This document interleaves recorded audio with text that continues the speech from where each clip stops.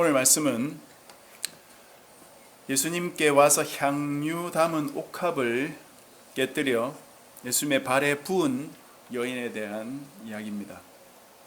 이 내용을 살피기 위해서 지난주까지 우리가 배웠던 내용들을 한번 복습을 해보는 것이 좋겠습니다. 예수님께서 산상수훈을 마치시고 산에서 내려오셔서 사역하는 모습이 이 누가복음에는 7장에 담겨 있는데요. 누가복음은 마태복음처럼 산상수훈을 한데 모아서 정리해 놓지는 않았지만 6장 20절부터 6장 끝까지 산상수훈의 중요한 내용을 정리해 놓은 걸 볼 수 있습니다. 팔복과 원수 사랑, 그리고 들보 이야기, 모래 위에 지은 집에 대한 그런 이야기들이 차례로 나옵니다. 이 산상수훈은 하나님 백성이 어떠해야 하는지를 잘 보여주는 말씀이었습니다. 특히 구약 말씀들을 당시 랍비들과는 다르게 더 깊이 있게 가르쳐 주셔서 사람들이 이 예수님에 대한 관심을 증폭시키는 계기가 됐죠. 이때부터 예수님을 따르는 사람들이 엄청 불어났고, 이런 현상은 당시 지도자들의 경계 대상이 되기에 충분했던 거죠. 이 두 가지 분위기, 일반 백성들은 예수님이 과연 누구실까, 구약부터 예언되어 오던 그 메시아가 아닐까 하는 이런 관심과 기대의 분위기가 있었다면, 당시 지도자들에게는 경계의 대상이 되는 이 두 가지 분위기가 함께 공존했던 것이죠. 우리가 읽은 이 7장을 보면은 이 분위기가 물씬 풍깁니다. 산상수훈 후에 예수님께서 가버나움으로 가셔서 왕의 신하의 종을 고치신 일이 있죠.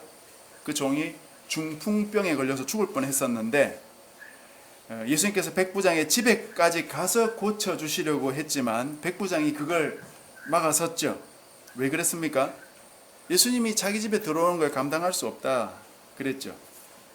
물론 이방인 백부장이었으니까 이 유대인들의 유별난 정결 의식을 잘 알고 있었고 그것 때문에 부담도 있었겠지만, 그것보다 더 큰 이유가 있었는데 그건 백부장의 고백을 통해서 우리가 들었습니다. 말씀만 하사 내 하인을 낫게 하옵소서. 나도 내 밑에 있는 종들에게 시키면 그들이 일을 합니다. 그리고 내 위에서 누군가 내게 명령하면 나도 그 명령을 따릅니다. 예수님도 그런 분이 아니십니까? 이 백부장은 위계 질서를 가지고 세상을 바라보고 있었던 것이죠. 아랫사람은 윗사람이 시키는 대로 해야 된다 이거죠. 그와 동일한 방식으로 예수님은 사람의 생명 또는 자연의 법칙을 다 붙들고 계신 왕이 아니십니까? 그거죠. 왕이면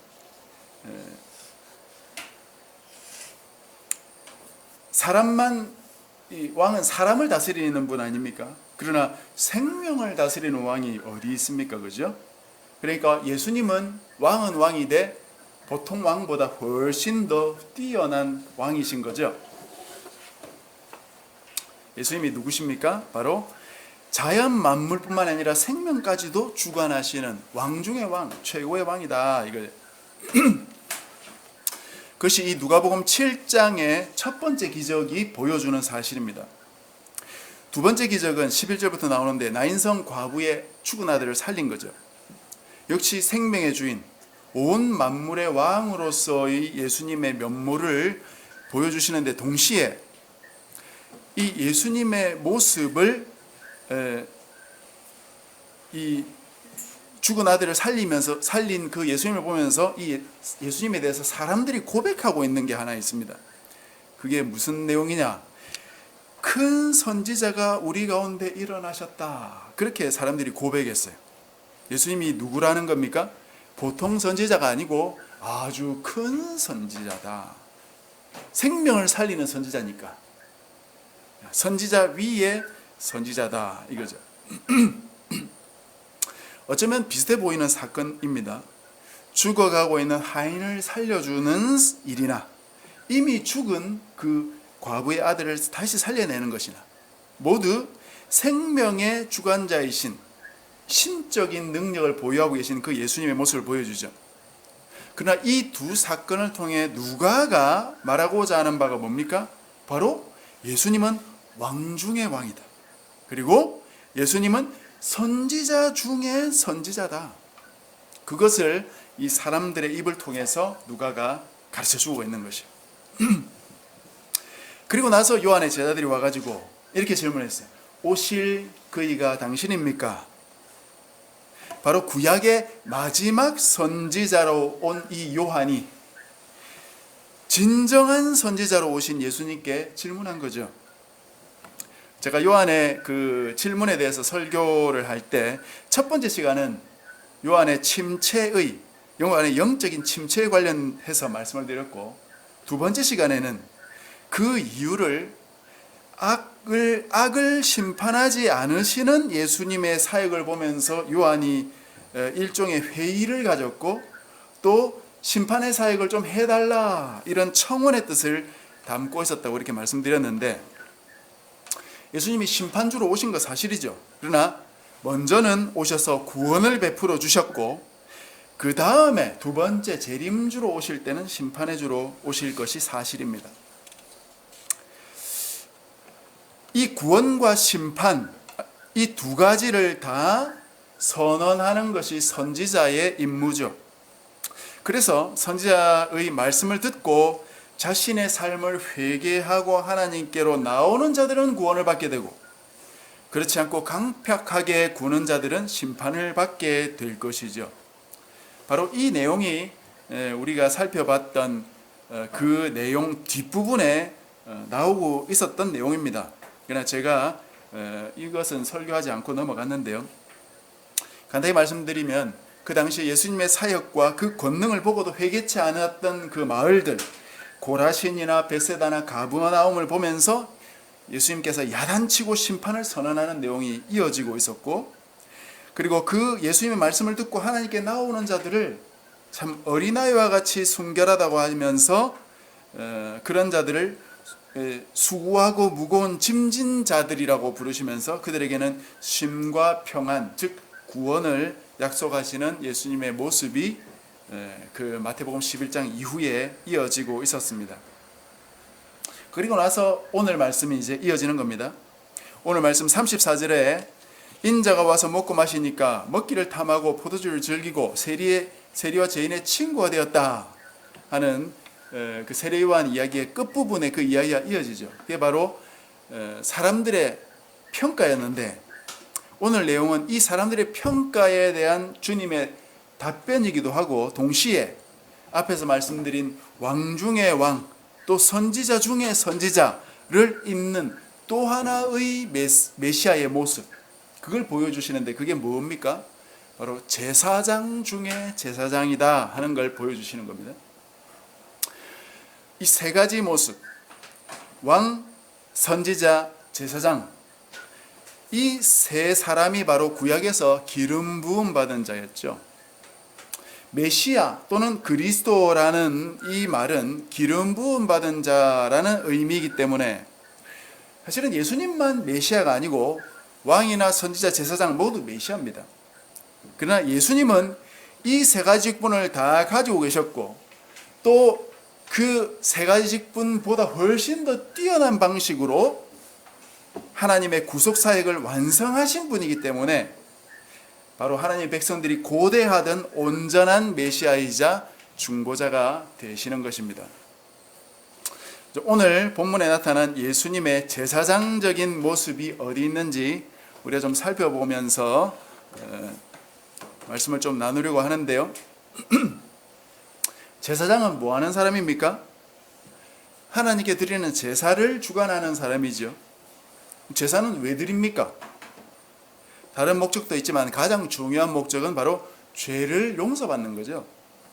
죄 지은 사람이 제물을 가지고 하나님께 와서 제사를 드린 이후에야 제사장이 그 사람에게 너의 죄가 용서받았다, 그렇게 사죄를 선포하는 것이고, 그때야 비로소 이 사람은 평안을 가질 수 있는 것이에요. 그러나 우리가 알다시피 예수님은 제사를 드리지도 않고 하나님의 용서를 자신이 직접 선언해 버리셨죠. 바로 제사장보다 훨씬 더 뛰어난 제사장, 사람 제사장과는 비교할 수 없는 제사장의 모습을 예수님이 보여주신 것이, 이로써 왕과 제사장과 선지자의 모든 모습을 주님이 보여주셨다라고 결론을 내릴 수 있습니다. 그렇다면 이 제사장의 모습으로서 예수님의 모습을 오늘 좀 살펴보겠습니다. 36절에 보면 한 바리새인이 예수님을 식사에 초청했어요. 이건 그냥 식사 약속을 하고 약속 시간이 되어서 예수님이 이 집에 들어가신 것이 아니고, 당시 선생들의 강의나 설교를 듣고 난 이후에 청중들 중에서 누구나 선생님을 모시고 식사하는 것이 하나의 문화였습니다. 요즘도 종종 그렇게 하죠. 감사나 존경의 표현으로 선생님에게 대접을 하는 것이에요. 그러나 살펴보겠지만 아마 이 바리새인은 예수님께 감사와 존경보다는 일종의 경계심, 그걸 가지고 예수님이라는 분이 도대체 어떤 분인지 좀 더 가까이서 보고자 초청을 한 것 같습니다. 37절부터 나오는 이 여인의 행동은 예수님을 초청한 바리새인 시몬이 하지 않은 것이기 때문에 더 대조되도록 그렇게 기록되어 있습니다. 기록상에는 뒤에 나오지만 시간 순서상은 여인의 행동보다 먼저 있었을 이 시몬의 손님 접대를 좀 정리해 보겠습니다. 44절에서 예수님은 시몬에게 너는 내게 발 씻을 물도 주지 않았다, 그렇게 하셨죠. 오늘날도 팔레스타인 지역에 가면 비가 오지 않기 때문에 그 땅이 말라 있는 것을 볼 수 있을 겁니다. 그러니 마른 흙이 샌들을 신은 발에 묻어서 더러워지기 십상이죠. 그래서 집에 오면 손이나 발을 씻는 것이 정결 예식과도 관련이 있지만 육체적인 청결과도 관련이 있습니다. 그래서 손님을 환대할 때 발 씻을 물을 주거나 종을 시켜서 발을 씻겨주거나 심지어 주인이 직접 그 손님들의 발을 씻어주는 일도 있었다고 합니다. 이것이 환대의 전형이죠. 그러나 이번 설교를 제가 준비하면서 주석들을 이렇게 쭉 찾아보니까 학자들 중에는 이런 환대가 일상적인 것은 아니었다고 하더라고요. 손님을 환대할 때는 물을 내주거나 이렇게 직접 발을 씻어주기도 하지만 일상적인 경우는 꼭 굳이 그렇게 하지 않는다고 해서 특별한 흠까지 될 것은 아니라고 하더라고요. 그래서 이 시몬이 했던 것이 환대를 한 것은 아니지만 그렇다고 해서 특별히 잘못한 것까지는 아니라고 생각해 볼 수 있겠습니다. 그 다음엔 45절에 입맞춤에 대한 이야기가 나오는데, 이건 물을 내주는 것보다 조금 더 일상적인 접대죠. 우리가 반가운 사람을 만날 때 악수를 하듯이 이 팔레스타인 지역에서는 서로 양보를 비비면서 입을 맞추는 것이 그들의 인사 방식이에요. 그런데 시몬은 이 인사조차 예수님께 하지 않았습니다. 이것은 어느 정도 결례가 되는 행동일 수 있겠습니다. 세 번째 행동은 기름을 머리에 붓는 행위예요. 이건 존경의 의미를 가진 것이니까 일상적인 예의도 차리지 않는 이 시몬이 존경의 표시를 했을 리는 만무합니다. 이렇게 시몬은 예수님을 자기 집에 초청해 놓고도 환대하지는 않았어요. 그러니 이런 그의 행동을 볼 때 말씀드린 대로 그가 예수님께 존경과 감사의 뜻으로 초청한 것이 아니고 어느 정도 경계심을 가지고 예수라는 인물이 어떤 인물인가 조금 더 가까이 보고 싶어서 초청했다고 볼 수 있겠습니다. 이 시몬의 경계심 안에는 어떤 것이 있었을까요? 학자들에 따르면 당시 지도자들이 예수님의 등장에 대해서 상당한 경계를 가지면서 그의 일거수일투족을 지켜보았다고 합니다.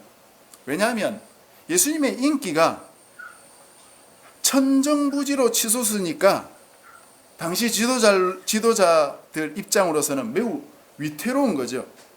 자신들을 따르던 제자들도 예수님을 따라갔고, 그래서 정말 자기들의 인기가 떨어지니까 예수님을 자세히 봐서 그분의 흠을 찾아가지고 깎아내리는 것이 자기들을 유지할 수 있는 유일한 방법이 아닐까, 그렇게 생각했던 거예요. 매우 인간적인 방법이고, 사실은 요즘 사람들도 대부분 자연스럽게 사용하는 그런 방법이죠. 나보다 좀 잘났고 인기가 있는 사람이면 그 사람의 흠집을 차단해서 그 사람을 깎아내리고 싶었죠.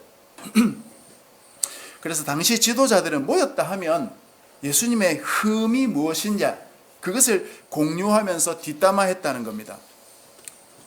그런 험담을 나누는 분위기에서는 어떤 사람이 인정받겠어요? 사람들이 다 아는 험담 말고 새롭게 추가되는 정보를 제공하는 사람이 아마 당연히 더 인정을 받겠습니다. 그래서 아마 이 시몬은 예수님에 대한 호의가 아니고 험담거리를 찾고자 하는 마음으로 그를 초대했기 때문에 일상적인 인사마저도 하지 않았던 것이 아닌가 싶습니다. 그런데 놀랍게도 예수님은 그의 초청에 다 응하시고 그런 대접을 피하지 않으시고 다 받고 계신다는 거죠. 예수님이 모르셔서 그런 게 아니죠. 요한복음 2장에 보면은 예수님께서 사람들의 속에 있는 걸 다 아시기 때문에 그들에게 의탁하지 않으셨다, 그런 표현이 나옵니다. 예수님이 이 땅에 오실 때부터 사람들에게 어떤 대접을 받으리라 다 알고 그런 아픔과 힘겨움도 감내하기로 작정하셨기 때문에 사실은 이 땅에 오신 거죠.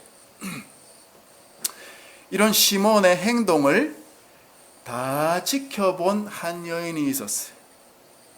이 여인이 시몬의 행동을 지켜볼 수 있었던 것은 식사를 초청하는 집은 문을 활짝 열어두기 때문입니다. 초청받지 못한 사람들도 어느 정도는 자유롭게 드나들 수 있도록 했던 겁니다. 그러니까 초청한 사람의 집에서 벌어지는 광경은 밖에서도 다 볼 수 있고, 또 랍비들을 초청해서 밥만 먹는 것이 아니고 자유롭게 질문도 하고 답변도 듣는 시간으로 만들기 때문에 초청받지 않는 사람들도 밖에서 랍비들의 가르침을 들을 수 있었다고 합니다. 그런데 이 여인은 예수님을 아마 지극히 흠모하고 있었던 것 같아요. 그 이유는 우리가 잠시 후에 살펴보겠습니다만, 그런 마음을 가지고 이 여인이 예수님께서 이 바리새인 집에 들어가니까 그때부터 자세히 보았던 것이죠. 이 바리새인의 초청에 응해서 걸어서 이 집으로 들어가는 예수님을 가만히 지켜보면서 발 씻을 물도 들이지 않는 그 시몬의 모습을 보면서 아니 어떻게 저럴 수 있지? 하며 의아해했을 겁니다. 그리고 일상적인 인사였던 입맞춤도 하지 않는 것을 보니까 저건 아니지 하면서 그렇게 생각했을 것 같아요. 그리고 선생님을 모셔놓고 기름도 부어드리지 않으니까 여인은 아마 이 바리새인의 무례한 행동에 더는 견디지 못하고 자기 집으로 가서 향유 담은 옥합을 가져왔던 것 같습니다. 이 향유는 예수님께서 시몬에게 너는 감람유도 내게 붓지 않았다 했을 때 그 감람유와는 비교도 할 수 없는 고가 제품이죠. 감람유는 올리브유죠. 올리브유. 요즘 우리나라에서는 아주 비싸고 좋은 기름으로 그렇게 대접받고 있지만 그건 희귀성 때문이고요. 팔레스타인에서는 가장 흔한 기름이었어요. 우리로 치면 식용유 같은 그런 기름입니다. 그렇지만 일상에서 가장 많이 사용되었던 유용한 기름인 것은 분명합니다. 반면에 향유는 잔치 때 분위기를 내기 위해서 또는 향기를 내기 위해서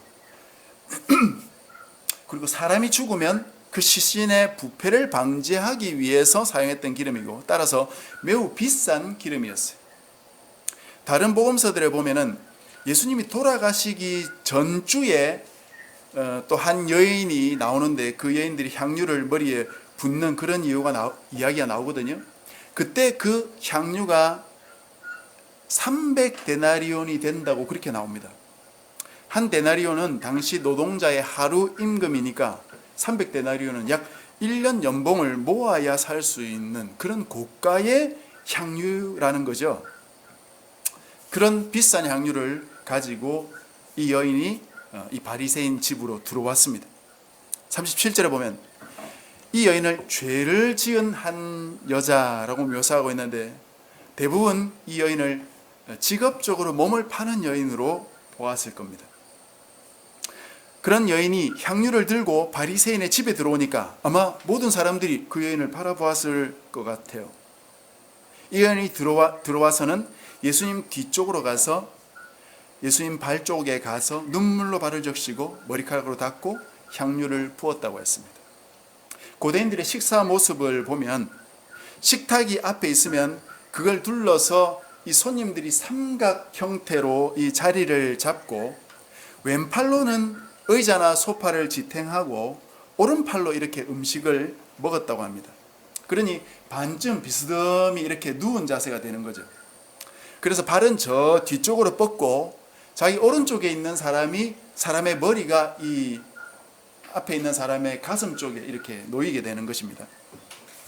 그러니 이 여인은 예수님 발 가까이 저 뒤쪽으로 가면 갈 수 있었던 거죠.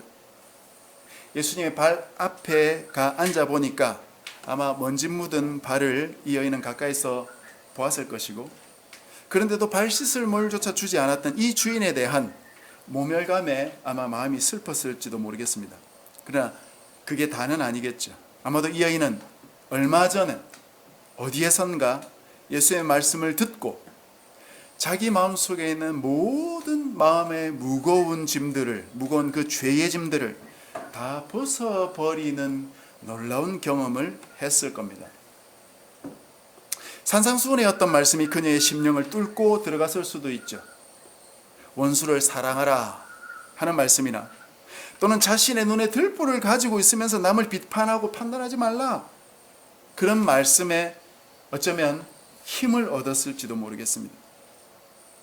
누구든지 구하고 찾고 두드리면 하늘에 계신 좋은 아버지께서 가장 좋은 것, 성령님을 보내주실 것이다 하는 그런 말씀을 듣고 어쩌면 혼자 하나님 앞에 무릎 꿇고 눈물 지으며 자신의 죄인된 삶을 회개하며 기도할 때 어쩌면 특별한 하나님의 은혜를 경험했을지도 모르겠습니다.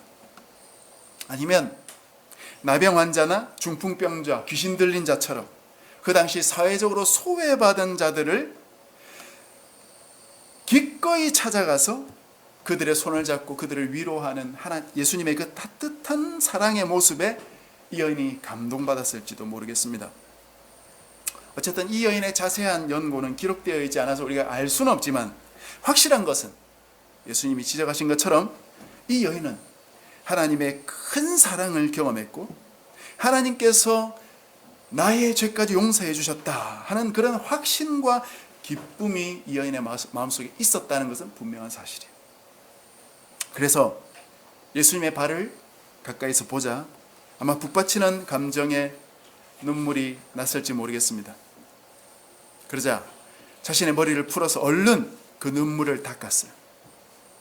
내가 향유를 부어드려야 하는데 이러면 안 되지 하며 자신의 눈물이 예수님의 발에 닿는 것조차 죄송스럽게 생각했는지도 모르겠습니다. 자기 머리카락으로 얼른 그 눈물을 닦고 다시 향유를 부어드렸습니다. 이 여인의 이 행동은 그야말로 엄청난 낭비죠. 이 비싼 향유를 부었다는 것도 그렇고, 향유를 쓰임새 맞게 부은 것도 아니고, 발에 부었다는 것도 아니고, 발에 부었다는 것도 그렇고, 그것도 단지 발에 묻은 그 먼지를 닦기 위해서 그랬다는 것도 그렇습니다. 물 한 그릇이면 될 일을 이 여인은 향유 담은 옥합을 깨트려서 그 일을 한 것이에요. 당시 유대 여인들은 집 밖으로 나갈 때는 면사포 같은 것을 쓰고 이 얼굴이나 머리카락을 다 가리고 다녔어요. 그리고 외간 남자와 함부로 대화를 길에서 나누지도 않았습니다. 그러나 이 여인은 자신의 머리카락도 다 펼쳐 보였어요. 이 여인에게는 그런 풍습들이 아무런 방해가 되지 않았습니다. 자기 남편도 아닌 한 분의 발에 눈물을 흘리고 자신의 머리카락을 다 풀어서 그 눈물을 닦고 향유를 부어서 닦아드렸어요. 아마 이 향유가 자기가 직업적으로 일할 때 썼던 향유라면 아마도 이 모습은 자신의 삶을 청산하겠다는 의지로도 읽을 수 있을 것 같습니다. 이 여인이 어떻게 이렇게 할 수 있었을까요?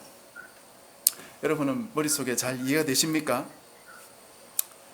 예수님은 빚진 사람 두 사람의 비유를 드시면서 이 여인의 이런 대범하고도 어쩌면 사리에 맞지 않는 그런 행동의 이유를 바로 그녀가 받은 사랑 때문이다 라고 설명해 주셨습니다.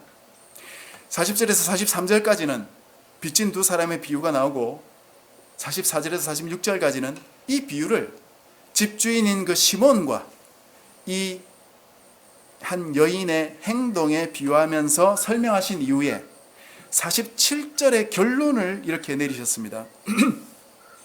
우리 47절을 한번 다 같이 한번 읽어보겠습니다. 47절입니다. 시작. 이러므로 내가 네게 말하노니 그의 많은 죄가 사하여졌도다. 이는 그의 사랑함이 많음이라. 사함을 받은 일이 적은 자는 적게 사랑하느니라. 이런 이 여인의 행동을 보면 무엇을 알 수 있는가? 그녀가 사함을 받았다는 사실을 알 수 있다 하는 거예요. 이는 그녀가 사랑함이 많기 때문이다. 사함을 받은 일이 적은 자는 적게 사랑하는 법이니까. 너희 바리새인들은 토색이나 간음이나 불의도 행하지 않고 일에 2번씩이나 금식하고 소득의 11조도 딱딱 잘 바치고 죄 짓는 세리들과 같지 않다고 스스로 높이 세우지 않느냐? 그래, 너희들은 죄인이 아니다. 너희들은 스스로 높은 자리에 앉으니 용서받을 일도 없는 것 아니겠느냐? 그러니 용서라는 걸 받아본 일도 없을 테니 기쁨과 감사와 사랑과 헌신도 없는 것이 아니겠느냐? 이 여인을 봐라. 이 여인이 죄인이라는 것은 너희도 다 알지 않느냐? 네가 마음속으로 내가 이 여인이 죄인인 줄 모를까 봐 염려했을지 모르겠지만 죄인 아닌 사람이 어디 있냐? 너도 죄인이고 다 죄인이 아니냐? 죄인이냐 아니냐보다 더 중요한 것은 용서받았느냐 받지 못했느냐, 그것이 아니겠냐? 용서받은 사람은 사랑하게 되는 것이다. 그것이 바로 예수님의 말씀이에요. 여러분 혹시 주님께 아낌없이 드릴 마음이 있습니까? 주님께는 내 모든 것을 마구 낭비해 드리고 싶을 정도의 마음이 있습니까? 향유같이 고귀한 것도 그 값비싼 것도 주님의 발에는 붓는 것조차 죄송한 마음이 있습니까? 그런 마음이 없다면 혹시 나는 용서를 경험해 보지 못한 것이 아닐까요? 내가 지은 죄를 용서받을 수 있다면 그건 아마 가장 큰 복일 겁니다. 내가 저지른 죄로부터 자유로워질 수 있다면 그 사람은 이 세상에서 가장 행복한 사람일 거예요. 그러나 이 죄로부터 벗어날 수 없다면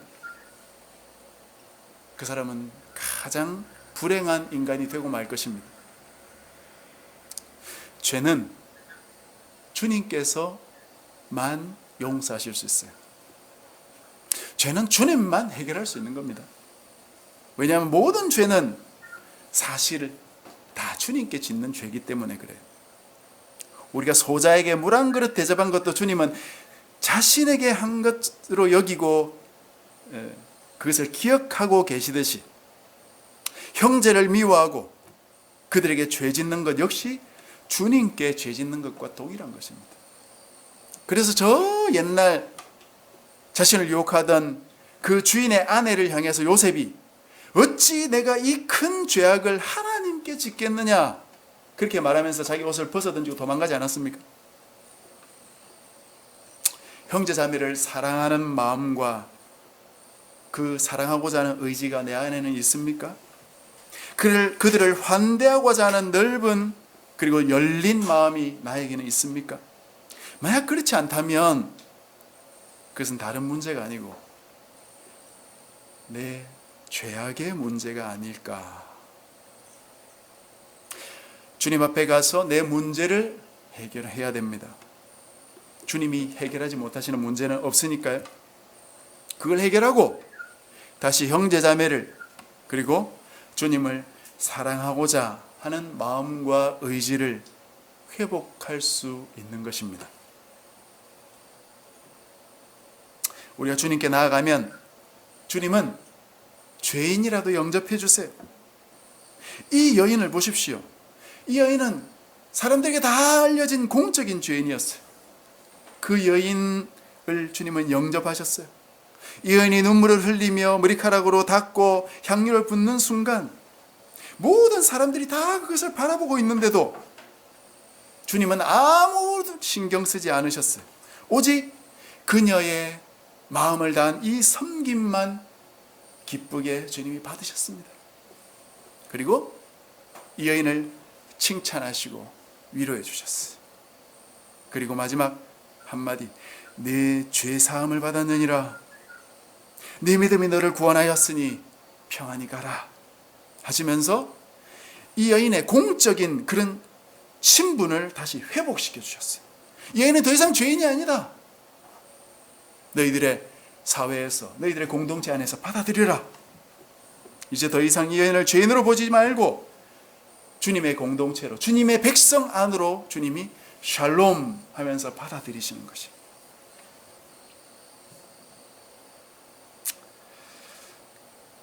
그랬더니 이 사람들의 입으로 누가가 하고 싶었던 그 결론을 누가가 기록하는데, 이가 누구이기에 죄도 사하는가? 제사장은 제사를 지낸 이후에 사죄를 선포할 수 있지만 주님은 하나님이시기에 바로 직접 사죄를 선포할 수 있는 대제사장 위에 대제사장이 되시는 것입니다. 말씀을 맺겠습니다. 앞에서 말씀드린 대로 인자는 먹고 마시고 계세요. 당시 지도자들은 그가 먹기를 탐하고 포도주를 즐긴다고 욕했습니다. 주님이 왜 이런 잔치에 오셔서 먹고 계십니까? 음식이 드시고 싶은 분이 40일 동안 광야에서 아무것도 드시지 않고 계셨겠어요?